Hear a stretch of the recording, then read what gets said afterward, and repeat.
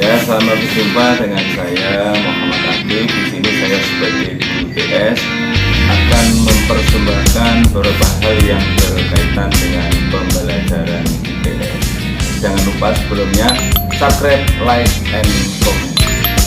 Ya, selamat berjumpa lagi dengan saya guru PS, yaitu akan mempersembahkan pembelajaran IPS bisa untuk SD, SMP, MTS, SMA, Madrasah Aliyah, atau yang berkepentingan dengan pembelajaran ilmu pengetahuan sosial ya. Nah, kali ini saya akan membahas tentang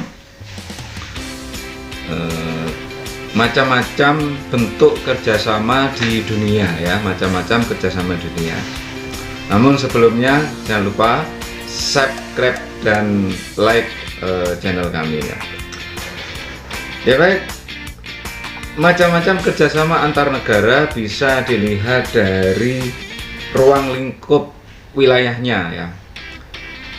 Berdasarkan ruang lingkup wilayahnya, kerjasama antar negara yang pertama yaitu kerjasama regional, yaitu kerjasama antar negara-negara yang sekawasan atau seregion. Contohnya di ini adalah yang paling terkenal di sekitar kita, yaitu regional Asia Tenggara yang disebut dengan ASEAN. Jadi kalau untuk memudahnya, kerjasama di ASEAN regionalnya di mana, wilayahnya di mana, yaitu di Asia Tenggara. Contoh kedua yaitu kerjasama MEE, Masyarakat Ekonomi Eropa ya. MEE regionalnya di mana ya, untuk bahasa mudahnya saya yaitu regionalnya berada di Eropa Barat. Kemudian contoh berikutnya yaitu SAARC. SAARC yaitu kerjasama negara-negara regional Asia Selatan. Ya, contoh berikutnya yaitu APEC. APEC yaitu regionalnya di Asia Pasifik ya, jadi jelas ya. Kemudian kerjasama yang kedua yaitu kerjasama internasional, yaitu kerjasama internasional, kerjasama yang dilakukan oleh beberapa negara di dunia. Ya, contohnya PBB ya, kemudian di bawah naungan PBB banyak sekali, misalnya WHO yang sangat terkenal ya, UNICEF, UNHCR dan sebagainya. Baik, kita lanjut yaitu bentuk-bentuk kerjasama yang menurut jumlah pihak yang melakukan kerjasama. Nah, yang pertama yaitu kerjasama bilateral atau kerjasama bilateral, kerjasama yang dilakukan antara dua negara. Bi artinya dua ya, jadi bilateral, kerjasama yang dilakukan oleh dua negara. Contohnya ya, Indonesia dengan Malaysia hanya dua, Indonesia dengan Australia ya, Australia dengan Amerika hanya dua, namanya bilateral. Kemudian kerjasama berikutnya kerjasama multilateral. Multi artinya banyak, multilateral yaitu kerjasama yang dilakukan oleh beberapa negara di dunia ya. Ini contohnya adalah PBB kan banyak ya. Kemudian kerjasama OKI, Koalisi Negara-Negara Islam, ada negara non-blok misalnya, yaitu ada beberapa negara ya. Itu baik. Sekarang kita lanjutkan yaitu kerjasama antar negara, bentuknya dalam bidang apa saja ya. Ini yang agar nanti para pemirsa ini paham ya. Kerjasama antar dua negara itu ada bentuknya, yaitu satu, kerjasama di bidang politik atau diplomatik, yaitu kerjasama yang dilakukan antar negara di bidang politik atau diplomatik ya. Nah, biasanya Kerjasama dengan diplomatik ditandai dengan adanya pengangkatan duta besar dan konsul, ya, duta besar dan konsul, ya. Nah, orangnya yang ahli dalam bidang diplomatik disebut dengan diplomat, ya. Baik, kerjasama di bidang politik antar negara ditandai ada dengan dua, yaitu duta besar dan konsul. Yang pertama kita bahas dulu, yaitu duta besar. Apakah duta besar? Duta besar itu adalah orang yang resmi mewakili pemerintah suatu negara di negara yang lain, baik itu di bidang politik, sosial, budaya, hankam, dan sebagainya, dan berkedudukan di ibu kota negara. Nah, misalnya ya, kemudian kedutaan besar, ya, itu disebut dengan kedubes, kedutaan besar, atau kalau di luar negeri namanya KBRI, kedutaan besar Republik Indonesia. Misalnya contoh, KBRI Indonesia di Malaysia berkedudukan di mana? Yaitu di Kuala Lumpur, karena Kuala Lumpur adalah ibu kota negara.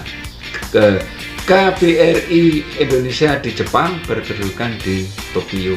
Begitu juga sebaliknya, kedutaan besar Amerika Serikat di Indonesia berkedudukan di Jakarta, ya. Nah, ini duta besar, ya. Yang kedua ada konsul. Apakah konsul itu, ya? Konsul, ya, konsul orangnya disebut konsulat, ya. Tempat disebut konjen. Nah, konjen, jadi ada konsulat jenderal, ya. Apa konsul?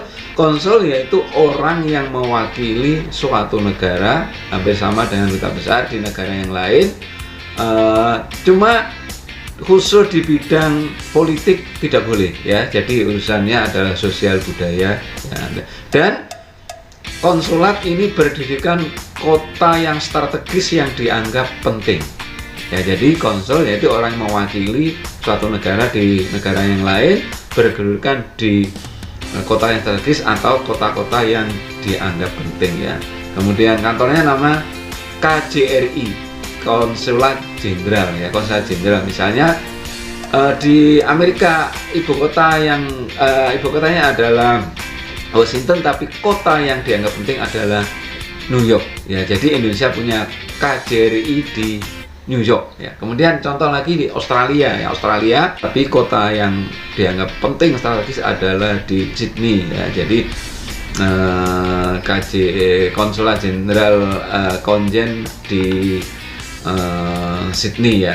Kemudian kota-kota penting konjen konsulat luar negeri di Indonesia, misalnya, ya, yang penting, misalnya konsulat Jepang itu berdirikan di Surabaya. Jadi Surabaya itu ada punya konjen Jepang, ya. Kemudian konsulat jenderal Amerika Serikat itu juga ada di Surabaya, ya. Kemudian misalnya Australia, kota yang dianggap penting setelah ibu kota tentunya adalah yang paling dekat dan yang penting, yaitu mana, ya?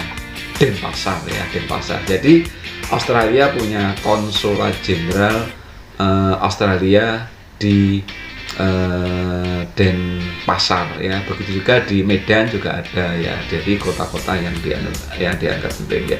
Baik, kerjasama yang kedua yaitu kerjasama antar negara, itu kerjasama ekonomi, ya. Kerjasama ekonomi biasanya ditandai dengan adanya ekspor dan impor, ya. Jadi ini sangat penting sekali kalau kita melakukan kerjasama dengan negara yang lain.